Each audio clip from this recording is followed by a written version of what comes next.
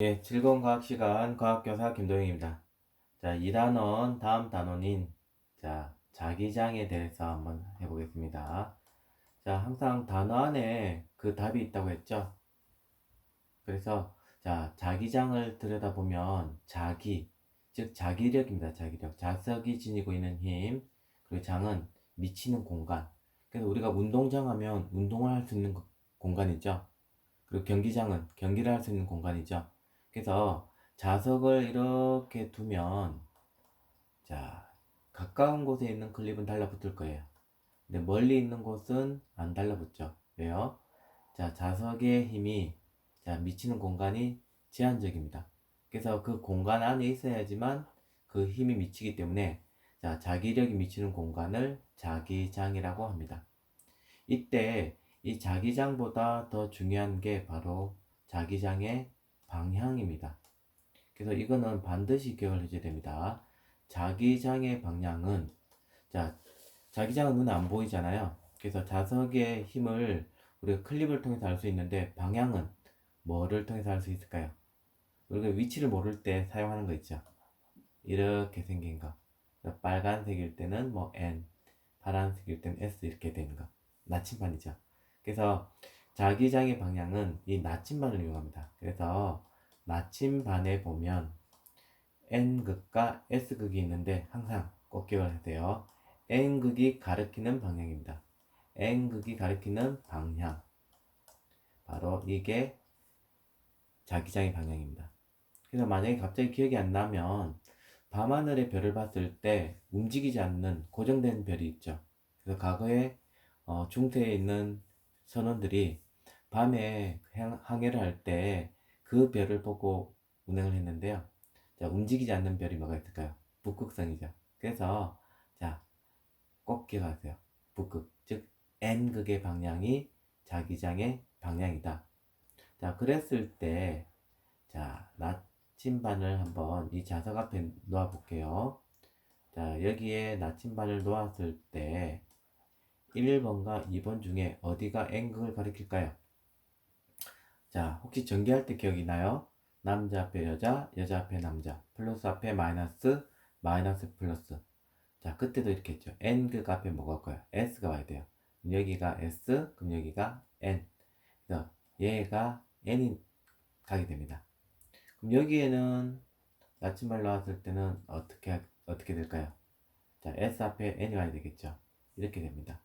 그래서 자기장의 방향은 N극의 방향이라 했죠. 그래서 자기장의 방향은 이렇게 됩니다.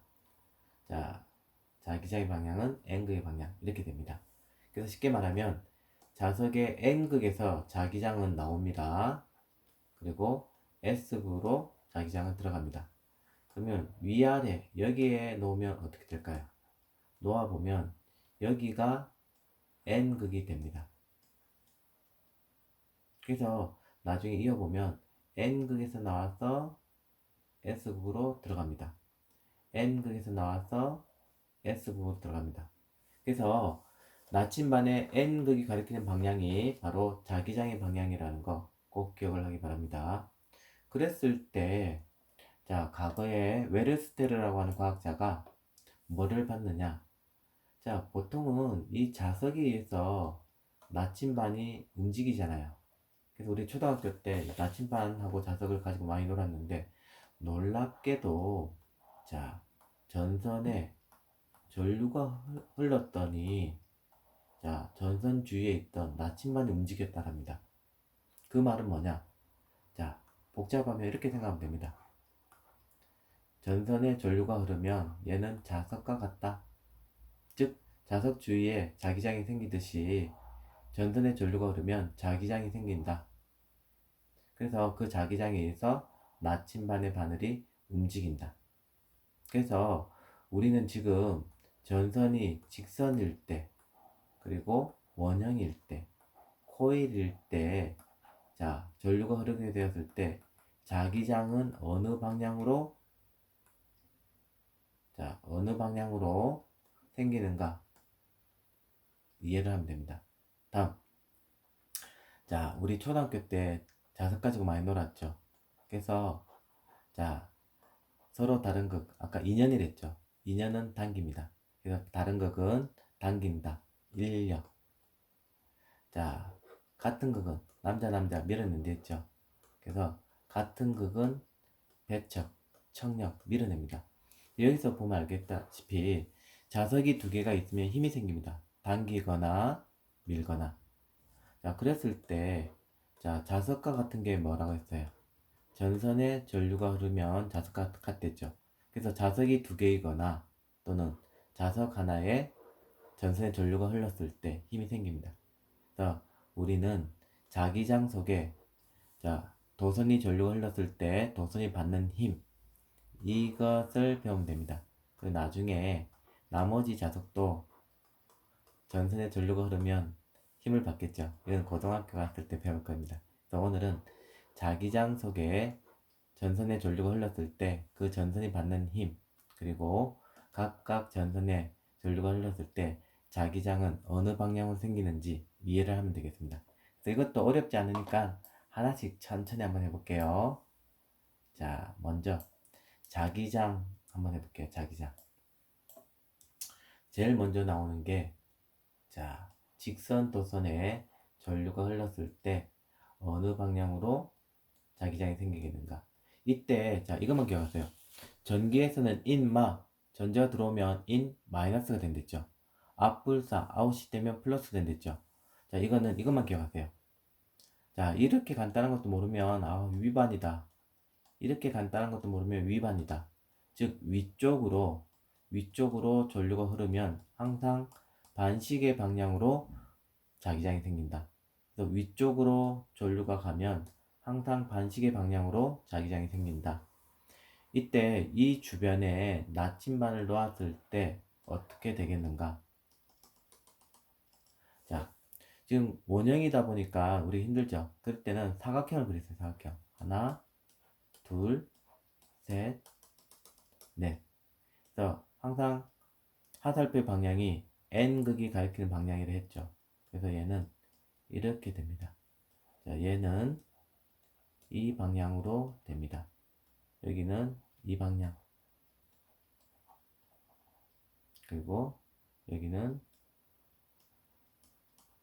이 방향. 이렇게 됩니다.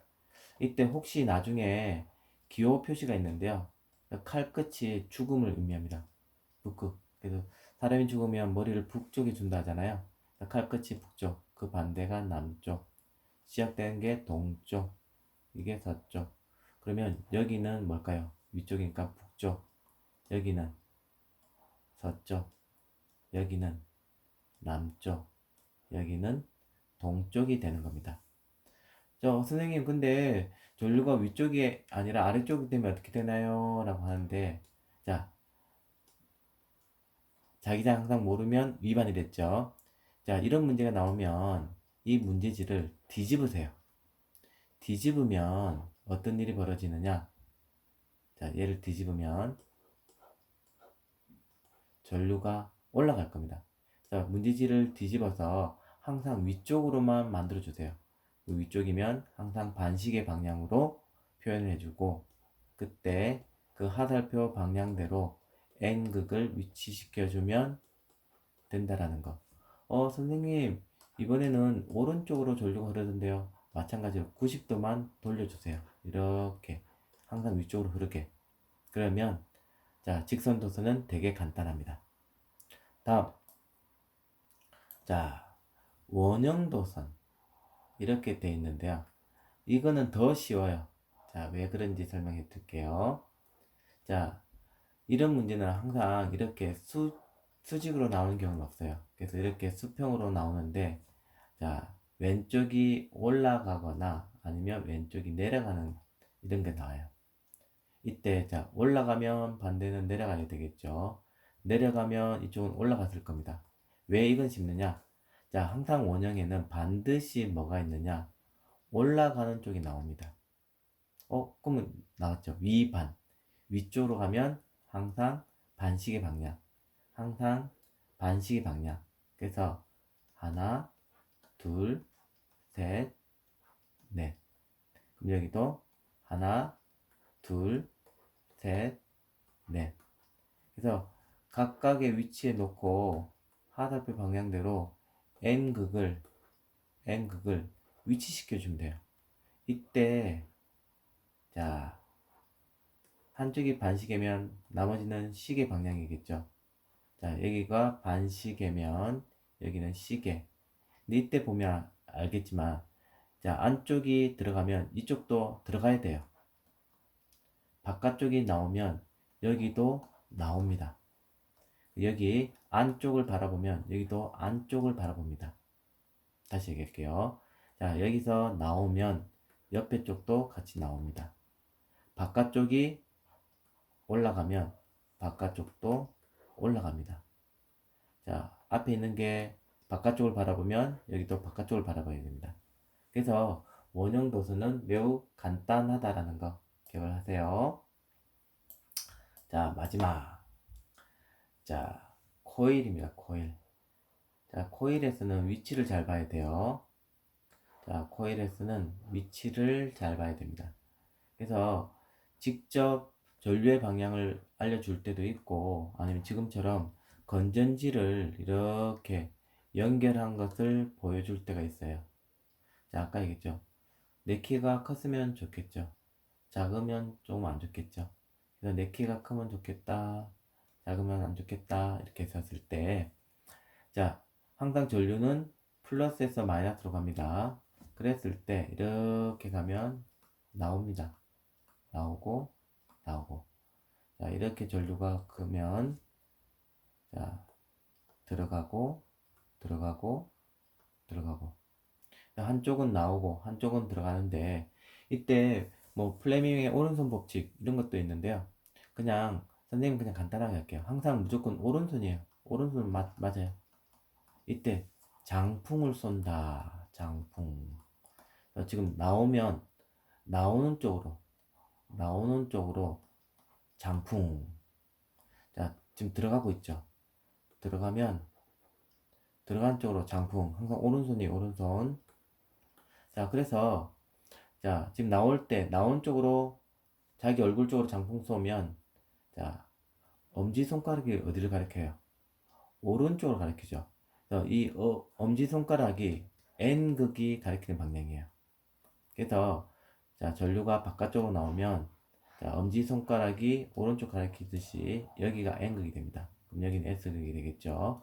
그럼 얘가 하나의 자석이 돼가지고 N극에서 나와서 S극으로 들어갑니다. N극에서 나와서 S극 들어갑니다. 자, 여기에 나침반 놓으면 화살표 방향대로 여기가 N, 여기도 마찬가지로 화살표 방향대로 여기가 N, 여기는 이렇게 흘러가죠. 그래서 나침반 놓으면 여기가 N 됩니다. 자, 여기 마찬가지로 전류가 들어가죠. 그럼 안쪽으로 장풍 쏘면 이번에는 왼쪽이 엄지손가락 오게 됩니다. 그럼 여기가 N, 여기가 S, 하나의 자석이 됩니다. 그러면 N극에서 나와서 S극으로 들어간다. N극에서 나와서 S극 들어간다. 여기 놓으면 여기 화살표 끝처럼 여기가 N. 자, 여기에 놓으면 화살표처럼 여기가 N. 지금 여기는 이렇게 되죠. 그래서 화살표 끝처럼 여기 N. 자, 이렇게 하면 됩니다. 자, 너무 쉽죠? 다음. 자, 아까 우리가 자석이 두 개면 같은 극은 밀고 다른 극은 당기는 힘이 생긴다 했죠. 자, 이때 이 자석 대신에 뭐를? 전선에 전류가 흘렀을 때도 똑같은 현상이 벌어진다고 했죠.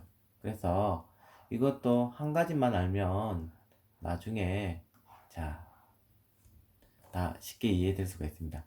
반드시 자석이 나와줘야 되고 그 자기장 속에 바로 전선이 있고 그 전선에 전류가 흘렀을 때 이 전선에 힘을 받게 됩니다.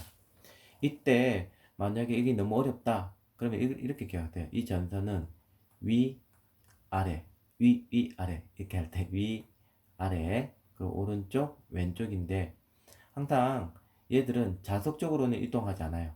자석적으로 이동하지 않아요. 그래서 이 자기장과 항상 수직인 얘 방향으로 이동하기 때문에 얘 아니면 얘 둘 중에 하나를 선택하면 됩니다. 알겠죠? 그랬을 때 다시 한 번 더 그림을 그려보면, 자, 지금 전류가 지금 화면 속으로 들어가는 방향이고, 자기장은 N에서 S로 이렇게 만들어집니다. 이랬을 때, 자, 항상, 자, 오른손입니다. 오른손. 자, 지금 보면 전류가 지나가는 길이 몇 개밖에 없어요. 하나밖에 없죠. 그러면 오른손을 보면 한쪽을 가리키는 엄지손가락과 여러 손가락을 가리키는 네 손가락이 있죠. 그럼 전류는 길이 하나니까 이 엄지손가락을 가리키는 방향이 전류 방향입니다. 자기장은 여러 개 생겼죠.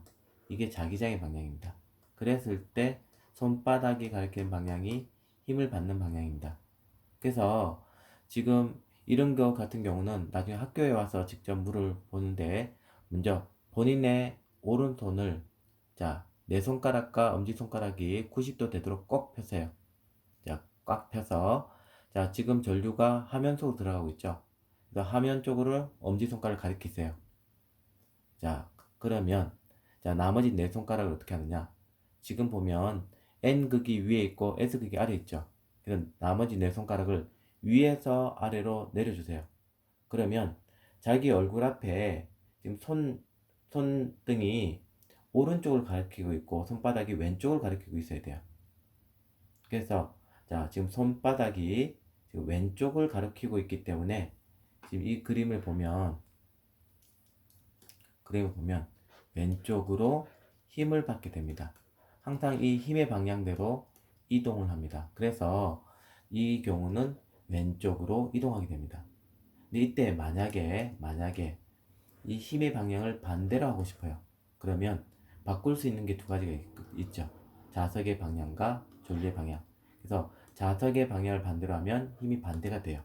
또는 전류의 방향을 반대로 했을 때도 반대가 돼요. 하지만 자석과 전류를 동시에 반대로 하게 되면 원래 상태로 돌아오게 돼요. 그래서 자, 이런 문제는 반드시 한 번씩 꼭 풀어보기 바랍니다. 자, 두 번째 시간 또 고생 많았습니다. 즐거운 과학 시간 과학교사 김도영이 있습니다.